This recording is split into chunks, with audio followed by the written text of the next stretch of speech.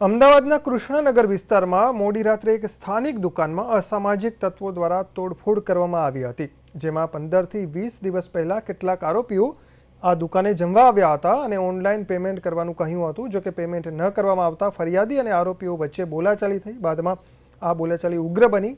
જૂની અદાવતને ધ્યાનમાં રાખીને 3 જેટલા આરોપીઓ મોડી રાત્રિના સમયે દુકાને ધસી આવ્યા અને દુકાનમાં ઘૂસીને તોડફોડ કરી હાજર ગ્રાહકોને ડરાવી ધમકાવી નાસભાગ મચાવી હતી।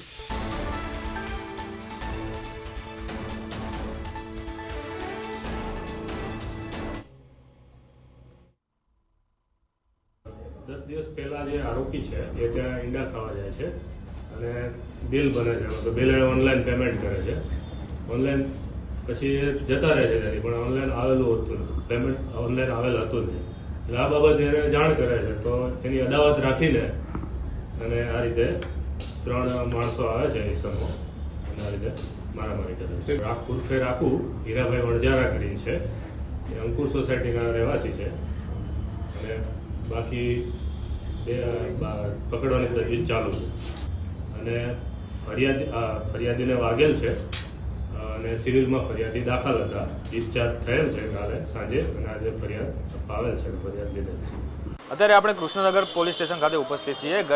જે 31 તારીખના રોજ એક ઘટના બની હતી, જે ઘટનામાં જે દુકાનદાર ચાલક છે તેના પર હુમલો થયો હતો અને તેને લઈને એક સીસીટીવી હતો, એ સમગ્ર સોશિયલ મીડિયામાં વાયરલ થયો હતો અને અત્યારે હાલ આપણી સાથે જે દુકાન ચાલક છે, જે ભોગી બનનાર છે, તેઓ ઉપસ્થિત છે, તેમની સાથે આપણે વાતચીત કરીશું। તમારી સાથે શું ઘટના બની હતી?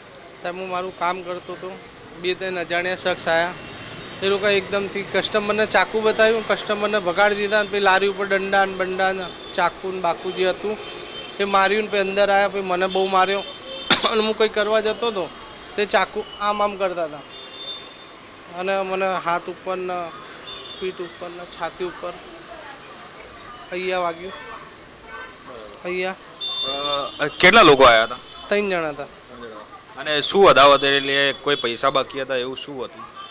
સાહેબ, એટલું એ લોકોનું મને કંઈ આઈડિયા નહીં, બરાબર છે, ફૂલ નશામાં હતા, બરાબર છે, ફૂલ નશામાં હતા। કોઈ પાછળના 15-20 દિવસ પહેલાંની એ લોકોને મનભેદ હશે એટલે આવ્યા હતા એવું મને લાગે છે, કેમ કે મારી તો કોઈના જોડે મગજ મારી જ નહીં।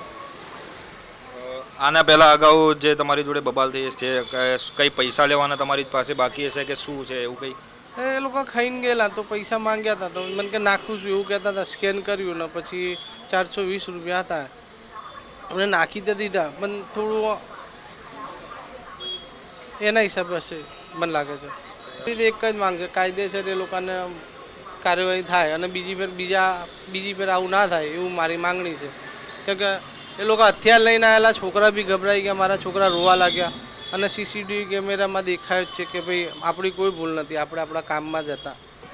આપણી સાથે જે ફરિયાદી છે, ફરિયાદી ઉપસ્થિત હતા, તેમની એક જ માંગણી છે કે અમને જે ન્યાય છે ન્યાય મળે। હવે આગળ જોવું રહ્યું કે પોલીસ તપાસમાં શું કરી રહી છે અને પોલીસ દ્વારા આ જે દુકાનધારક છે તેમને ન્યાય મળે છે કે નહીં તે જોવું રહ્યું। કેમેરા પર્સન હર્ષ પુરબિયા સાથે હિમાંશુ પરમાર, પ્રદેશ 24 ગુજરાતી।